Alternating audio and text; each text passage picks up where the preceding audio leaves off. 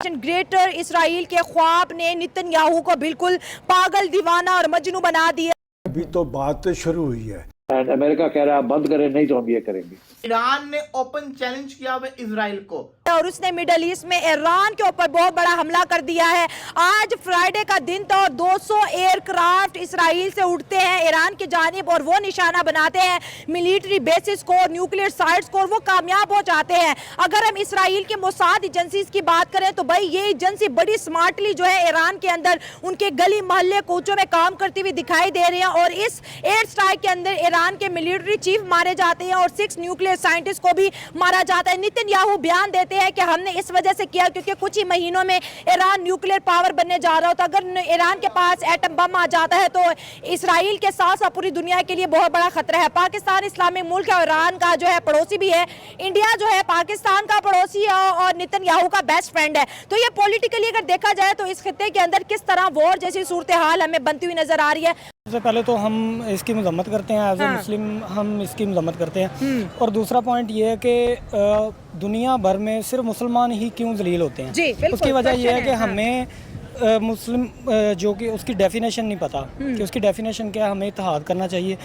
First of all ये है कि हमें एक दूसरे से मिलजुल के सारे मुसलमान जो ममालिक हैं उनको बैठना चाहिए और इस टॉपिक पे डिस्कशन करनी चाहिए, क्योंकि इसराइल का जिस पे दिल करता है वो हमला करते हैं। भारत ने पाकिस्तान पे हमला किया, उसके पीछे भी इसराइल का हाथ था। सर इसराइल ने तो बोला था मैं स्टैंड कर रहा हूँ इंडिया के साथ, और जहाँ पे इसराइल स्टैंड करता है वहाँ पे अमेरिका भी स्टैंड करता है, और जहाँ पे अमेरिका स्टैंड करता है वो तो आपको पता ही है, फिर वो पावरफुल है। और दूसरी बात यह है कि ईरान, उनको डर यही है कि ईरान अब न्यूक्लियर जो है पावर बनने जा रहा है, लेकिन आई थिंक कि अभी ईरान ने अनाउंस नहीं किया और इसको अभी तक उन्होंने भी अमेरिका ने भी नहीं कंफर्म किया। अभी डोनाल्ड ट्रंप का बयान आया कि अभी हम कंफर्म नहीं करते कि ईरान अभी एटमी पावर बना है या नहीं बना। तो इसराइल ने तो उनके न्यूक्लियर साइट्स के ऊपर एटमी जो साइट्स थी उनको टारगेट कर दिया ना। जी बिल्कुल ऐसा ही है। और ईरान एटम बम बनाने के बिल्कुल करीब होता है, इसराइल आके हमला करता है, वो फिर जीरो से शुरू हो जाते हैं।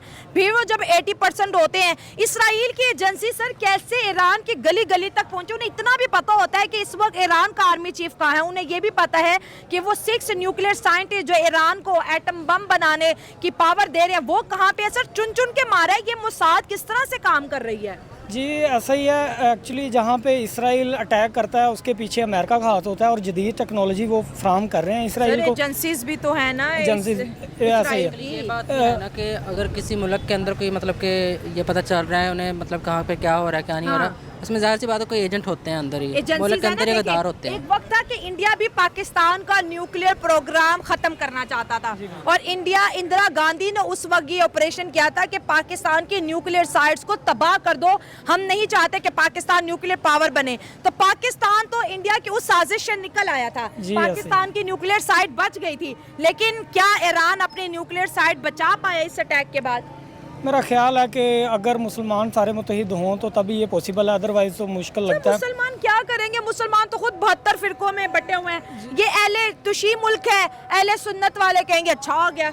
जी ऐसा ही है, लेकिन यही तो हमारा मसला है। यही चीज तो बटे हुए हैं ना। हाँ जी, यही चीज खत्म हो गई तो उसके बाद ये सारा कुछ होगा ना। आपको क्या लगता है अरब ईरान के साथ खड़े हैं आज? नहीं, अरब तो कभी नहीं। और बात ये कि इसराइल ने, सबसे अहम बात तो ये है कि ये जो कुछ हुआ है कि एक तो बहुत बड़ा अलमिया ये है कि हमारे अंदर से गद्दार पैदा होते हैं कि ये हमारी उम्मत का एक बहुत बड़ा मसला है। और उसमें कल तक एक पसपाई की सूरत हाल थी कि ईरान की बड़ी लीडरशिप, वो शहादत, उनके साइंसदान, लेकिन फिर वही बात है कि वो कौम थी और वो रिएक्ट करेंगे। और ईरानी कौम के बच्चे जो है वो शहादत के लिए तैयार होते हैं, शहादत पे फख्र करते हैं। ये सिलसिला आगे की तरफ चलेगा। लेकिन जो बात अमेरिका की हम बार बार कर रहे हैं, मेरा ख्याल है अमेरिका के हालात अब अच्छे नहीं हैं। अच्छा। और यही वजह है कि पहलगाम के वाक़े पे भी जो सूरत बनी थी कि अमेरिका इत्तेहादी वो भारत का ही है और यहाँ पर भी सरपरस्ती अमेरिका की है। लेकिन अमेरिका कुछ एक्टिव हुआ है, कुछ राब्ते हुए हैं सऊदी अरब में भी और इधर उधर दीगर ममालिक के साथ भी के सीज फायर या जंगबंदी की कोशिश। इसमें सबसे इम्पोर्टेंट बात, अभी चूंकि पाकिस्तान वाला टॉपिक तो आपका अगला है, सबसे अहम बात जो है ये सऊदी अरब के वली अहद मोहम्मद बिन सलमान की मजम्मत है। और उसने वही स्टांस लिया है जो पाकिस्तान का है कि जी उसको अपने दिफा का हक हासिल है। और मैं समझता हूँ कि वो जो नेतन्याहू साहब कहते हैं कि ईरान के बाद पाकिस्तान की बारी है, ये सब की बारियां लगी हुई हैं। और इसराइल की पुष्ट पे कौन है? मेरा ख्याल है ये प्रेसिडेंट ट्रंप साहब को बाइडेन हासिल करना चाहिए। तो और अभी रिसेंटली जो धमकियां दी हैं डोनाल्ड ट्रंप ने और इसराइल ने, जिसकी वजह से अब ईरान ने वापस धमकी दे दी है कि आप करना चाहें तो कर ले, अटैक करनी है तो कर ले। दो बातें, एक तो हम अपना न्यूक्लियर प्रोग्राम जो है, स्पेशली जो एनरिचमेंट प्रोग्राम है, जो सेंट्रीफ्यूजेस जो हैं, उनको उठा के ऐसी जगह पे ले जाएंगे जहां आप पहुंच भी नहीं सकेंगे। It will be underground and far away from your, you will not be able to see it. हम करेंगे ये। दूसरा ये कि then if you do this we will attack American military bases in the Middle East, और हम करेंगे and we are ready to do that. तो मतलब है कि आप बिल्कुल ये वो एज तक पहुंच रहा है सारा कुछ। देखिए, दूसरा जो डॉट है वो बड़ा इंपॉर्टेंट है, वो ये है कि इंटरनेशनल एटॉमिक एनर्जी कमीशन जो है, जो कि वॉचडॉग है न्यूक्लियर सारी चीजों की, उनकी तरफ से एक बयान आ गया है। वो कहते हैं कि एक वोट लिया हमने, उनके 35 मेंबर्स हैं, वो कहते हैं हमने एक वोट लिया जिसमें से 19 जो थे दे वोटेड कि आप डिक्लेयर करें कि ईरान ने वायलेट किया है वो जो 2015 में जो ट्रीटी हुई थी, डील हुई थी, उसके जो शिक थे उसको वायलेट किया है, जो कि डोनाल्ड ट्रंप ने वैसे भी उसको सस्पेंड कर दिया था। पर वो कह रहे हैं कि बहुत सी वायलेशंस हो रही हैं ईरान की तरफ से, और किसी न किसी स्टेज पे ये शायद यूएन इस चीज को ले जाए। दिस इज वेरी सिग्निफिकेंट कि उन्होंने एटॉमिक एनर्जी कमीशन वालों ने कह दिया कि ईरान जो है हमें इंस्पेक्शन ठीक नहीं करने दे रहा, और हमारा ख्याल है कि they are making going ahead with enrichment. तो ये दूसरा, पहली दफा ये इस किस्म का सख्त बयान आया है। ऐसा सख्त बयान पहले नहीं आया। और वो कह रहे हैं कि जो पिछले 20 साल में जो ईरान ने वादे किए थे वो उन्होंने तोड़ दिए। ये पहली दफा ऐसी बात कर रहे हैं। और इजराइल का भी एक अपना इशू चल रहा था, और फिर यहाँ पे आपको पता ही होगा कि रिसेंटली अमेरिका जो है वो ईरान के साथ टॉक कर रहा है कि क्योंकि उनको खबर मिली है कि ईरान जो है वो न्यूक्लियर वेपन्स बना रहा है, न्यूक्लियर मिसाइल बना रहा है। तो आज अगर आपने नेतन्याहू जो कि इस्राइल का हेड है, प्राइम मिनिस्टर है, उसने क्या कहा? उसने कहा कि हमने उनके मिलिट्री पॉइंट्स के ऊपर हमला किया, हमने उनके जिसको कहते हैं ना टारगेट्स, पूरी की पूरी स्पेसिफिक टारगेट लोकेशंस के ऊपर हमला किया।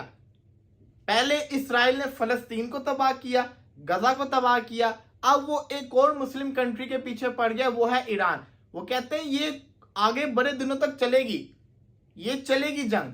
इजराइल ने हमला किया जिसके अंदर बहुत सारे साइंटिस्ट जो थे ना, जो इस प्रोग्राम में हिस्सा थे, उनको मार दिया। टॉप ऑफिशियल जो मिलिट्री के थे ईरान के, उनको मार दिया।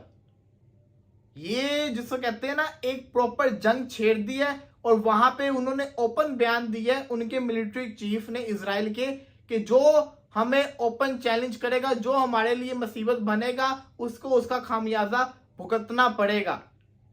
इजराइल एक अलग डॉन बना हुआ दुनिया के अंदर। ऐसा इतना जिसको कहते हैं ना हाथ पांव इजराइल के खुल गए हैं कि वो कभी भी किसी के ऊपर हमला कर सकता है। अब इजराइल ने ईरान पर हमला क्यों किया आपको समझ आ रही? क्योंकि वो नहीं चाहता कि जो ईरान है वो न्यूक्लियर वेपन बना पाए।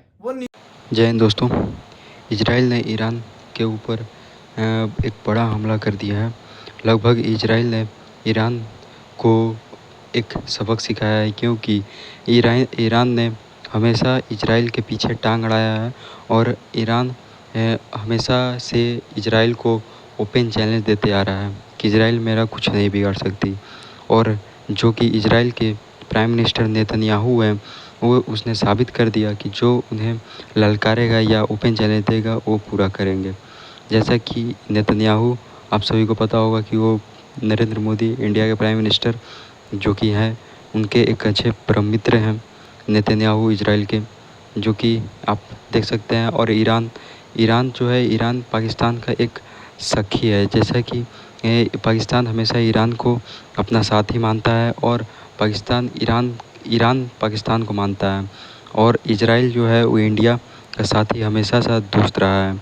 जो कि आप इसमें देख सकते हैं कि इजराइल ने एक बड़ा हमला किया है ईरान के ऊपर, ताकि वो न्यूक्लियर पावर नहीं बन सके।